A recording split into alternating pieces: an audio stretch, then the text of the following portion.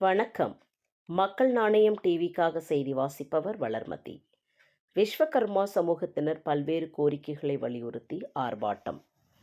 ஐந்தொழிலாளர்கள் கம்மாளர் விஸ்வகர்மா சமூகத்தினர் பல்வேறு கோரிக்கைகளை வலியுறுத்தி சென்னை எழும்பூர் ராஜரத்னம் விளையாட்டு அரங்கம் அருகில் ஆர்ப்பாட்டம் நடைபெற்றது.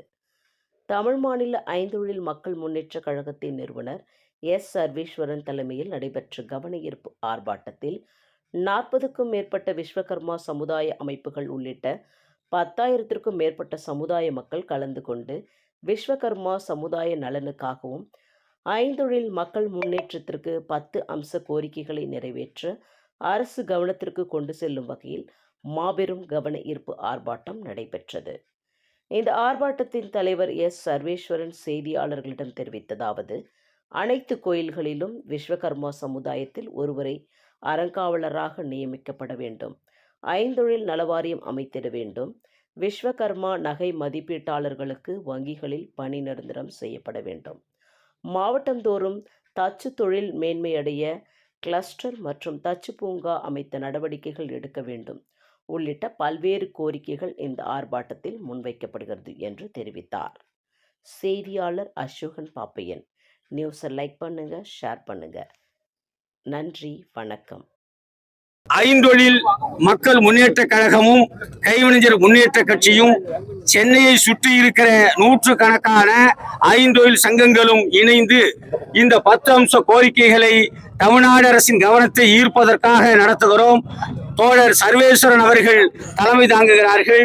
மிக நீண்ட காலமாக பாரம்பரிய தொழில் பட்டு போனதனால் எம்பிசி சமூகத்தில் சேர்த்துக் கொள்ளி போராடுகிறோம். அறங்காவலர்களாக நியமிக்க வேண்டும் என்ற கோரிக்கையை வைத்திருக்கிறோம்.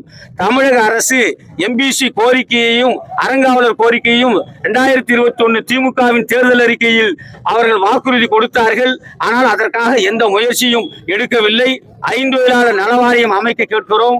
வங்கியில் பணிபுரிகிற நகை மதிப்பீட்டாளர்களை நிரந்தரம் செய்ய வேண்டும் என்று கேட்கிறோம்.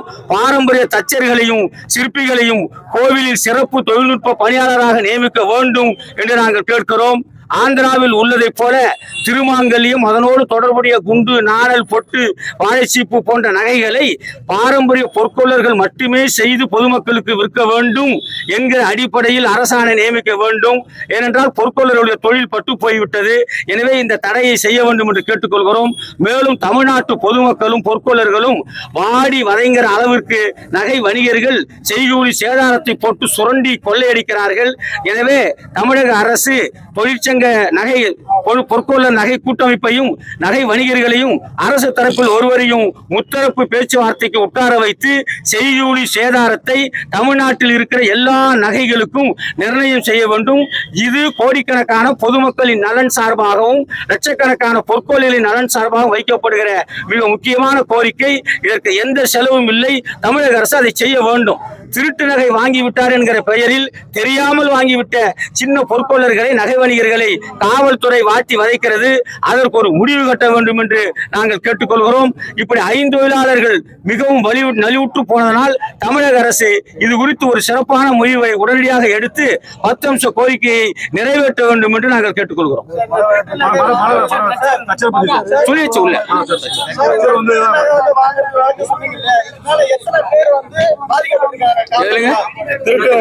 மாவட்டத்தோறும் தமிழ்நாடு முழுவதிலும் வெளியில யாரும் சொல்றது இல்லை. இதை வந்து வெளியில தெரிஞ்சா அதை வேற மாதிரி எடுத்துப்பாங்கன்னு வெளியில சொல்றது இல்ல. ஒவ்வொரு மாவட்டத்தோறும்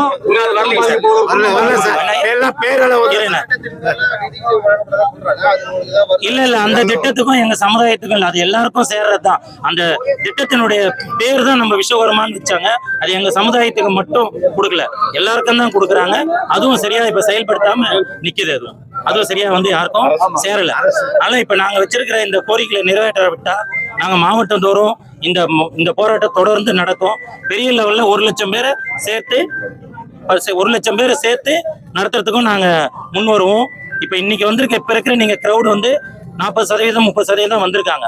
எல்லாம் வெளியூர்ல இருந்து வர்றதுனால கொஞ்சம் நேரம் எடுக்குது.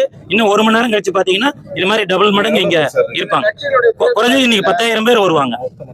நாங்க 20 லட்சம் பேர், சுமார் 20 லட்சம் பேர் இருக்கோம். கட்சியோட தேர்தல் அறிக்கையில உங்கள் சார்பா ஏதாவது அறிக்கை இல்ல, ஒரு வாட்டியும் ஒரு தேர்தல் அறிக்கையிலும் நிறைய வாக்குறுதிகள் கொடுக்குறாங்க. ஆனா எதையுமே நிறைவேற்றுறது இல்ல. அது நிறைவேற்றதுனால தான் இந்த போராட்டமே. லாஸ்ட் டைம் திமுக அரசுல கூட நிறைய கொடுத்தாங்க, அரங்காவலர் இதெல்லாம் கொடுத்தாங்க, எதுவுமே நிறைவேற்றல. அதனாலதான் திரும்ப நாங்க கேட்கிறோம். எங்க சமுதாயம் வந்து தொழிலை நம்பி இருக்கிற சமுதாயம். ஆனா இப்ப தொழில் ரொம்ப நொடிஞ்சிடுச்சு. அப்ப இதுக்கப்புறம் வர சங்கதி எல்லாம் படிப்பை நம்பிதான் இருக்காங்க. அப்ப படிப்புல வந்து முன்னுரிமை வரணும்னா எங்களுக்கு அந்த எம்பிசில எங்களுக்கு அந்த கோட்டா வேணும். ஏன்னா திறமையின் அடிப்படையில இங்க எதுவுமே கிடைக்கிறது இல்ல, கோட்டா அடிப்படையில தான் எல்லாமே கிடைக்குது. அதனால எங்களுக்கு எங்க சமுதாயம் இதுக்கு பின்னாடி வர்றது படிப்பை நம்பிதான் இருக்காங்க. இனி தொழில் வந்து ரொம்ப நொடிஞ்சிட்டே இருக்கு. அதனாலதான் தொழிலுக்கும் ஐந்தொழிலுக்கும் ஒரு கோரிக்கை வச்சிருக்கோம். அது எல்லாமே அண்ணன் சொன்ன மாதிரி எதுவுமே செலவு கிடையாது. கவர்மெண்ட் நினைச்சா 1 மணி நேரத்துல அது எல்லாத்தையும் நிறைவேற்றி தரலாம். அதை நிறைவேற்றி கொடுப்பாங்கன்ற நம்பிக்கை எங்களுக்கு இருக்கு. அது நம்பிக்கை அதை நிறைவேற்றாத பட்சத்துல எங்களோட போராட்டம் கண்டிப்பா தொடரும். கட்சி தொழிலாளருக்காக தொழில் பூங்காவையும் மாவட்டந்தோறும் கிளஸ்டர்களை அமைக்குமாறு உடனடியாக கேட்டுக்கொள்கிறோம். பாலு, கைவினைஞர் முன்னேற்ற கட்சி. 3 கோர்ட்ல ஜெயிச்சிருக்காங்க அப்ரைசர்ஸ்ங்க. எல்லாம் அப்ரைசருங்க. அதே மாதிரி கோல்டு ஸ்மித் வந்து பாத்தீங்கன்னா ரொம்ப நொடிஞ்சதுனால எங்க சமுதாயத்துல இருக்கிறவங்க எல்லாரும் பேங்க்ல அப்ரைசரா போய் சேர்ந்திருக்காங்க. அப்ரைசர்ல போனா கூட அங்க கிளர்க்கை விட ரொம்ப கீழ்த்தரமா நடத்துறாங்க. அதாவது ஒரு ஓய்யா கூட நடத்துற மரியாதை கூட இல்லைங்க. அதனால எங்க சமுதாயத்துல இருக்கிற அப்ரைசருங்களை நிரந்தர பணி அமர்த்தணும்ன்றது தமிழ்நாடு அரசையும் கேட்டுக்கிறோம், மத்திய அரசையும் நாங்க கேட்டுக்கிறோம்.